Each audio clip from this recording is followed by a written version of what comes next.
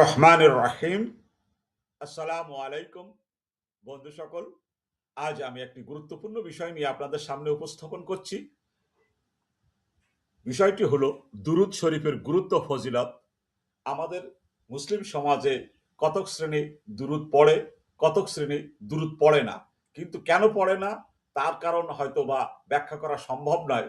তবে যারা পড়ে তার পড়লে কি উপকার বা ফজিলত পাওয়া যায় সে সম্পর্কে ন্যূনতম একটি ধারণা দেওয়ার প্রচেষ্টা চালাচ্ছি। আপনারা আমাদের সাথেই থাকুন এবং আমার চ্যানেলটি লাইক, কমেন্ট, শেয়ার করুন, সাবস্ক্রাইব করুন। দুরূদ শরীফের গুরুত্ব ফজিলত। দুরূদ শরীফ হলো মহানবী মুহাম্মদ সাল্লাল্লাহু আলাইহি ওয়াসাল্লামের প্রতি সালাম, বরকত ও রহমতের দোয়া প্রেরণ করা। একজন মুমিনের জীবনে দুরূদ অত্যন্ত গুরুত্বপূর্ণ একটি ইবাদত। এটি শুধু মুখে উচ্চারণ নয়, বরং রাসূল সাল্লাল্লাহু আলাইহি সাল্লামের প্রতি ভালোবাসা, শ্রদ্ধা ও আনুগত্য প্রকাশ। আল্লাহ তাআলা পবিত্র কোরআনে বলেন, নিশ্চয়ই আল্লাহ তার ফেরেশতাগণ নবীর প্রতি দুরূদ পাঠ করেন। হে মুমিনগণ, তোমরা তার প্রতি দুরূদ ও সালাম পাঠ করো। সূরা আল আহজাব ৫৬ নম্বর আয়াত। এই আয়াত থেকে স্পষ্ট বোঝা যায় দুরূদ এমন এক আমল যা স্বয়ং আল্লাহ তাআলা এবং ফেরেশতারাও করেন। তাই এটি অত্যন্ত মর্যাদাপূর্ণ ইবাদত। দুরূদ পাঠের গুরুত্ব ও ফজিলত। এক, আল্লাহর রহমত লাভ। যে ব্যক্তি একবার দুরূদ পাঠ করে আল্লাহ তাআলা তার উপরে 10টি রহমত নাজিল করে, তার 10টি গুনাহ মাফ হয় এবং তার মর্যাদা 10 ধাপ বৃদ্ধি পায়। দোয়া কবুলের মাধ্যম। অনেক এই বলেন বা এটা বুজুর্গ দ্বীনে বুজুর্গ দ্বীনের নসিহত বা তাদের নির্দেশনায় এই দুরূদ ছাড়া দোয়া আসমান ও জমিনের মাঝখানে ঝুলে থাকে।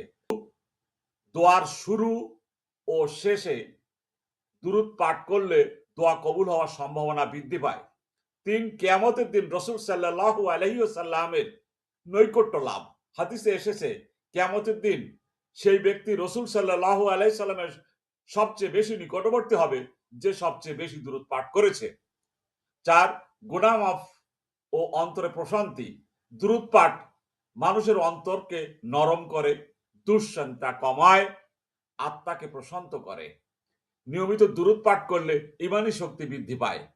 ৫, বিপদ আপদ দূর হয়।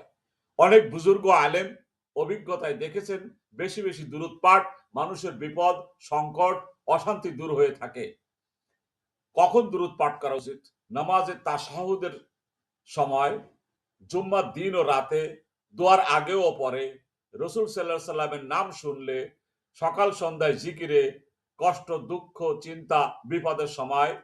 এটি প্রসিদ্ধ দুরূদ আল্লাহুম্মা সাল্লি আলা মুহাম্মাদি ওয়া আলা আলি মুহাম্মাদ। হে আল্লাহ, আপনি মুহাম্মদ সাল্লাল্লাহু আলাইহি সাল্লামের পরিবারের উপরে রহমত বর্ষণ করুন। দুরূদ শরীফ এমন এক ইবাদত যা খুব সহজ কিন্তু এর সওয়াব ও মর্যাদা অসীম। এটি বান্দাকে আল্লাহর নিকটবর্তী করে, হৃদয়কে আলোকিত করে, রাসূল সাল্লাল্লাহু আলাইহি সাল্লামের ভালোবাসা অন্তরে দৃঢ় করে। তাই প্রতিদিন বেশি বেশি দুরূদ পাঠ করা একজন মুমিনের জন্য অত্যন্ত কল্যাণকর আমল।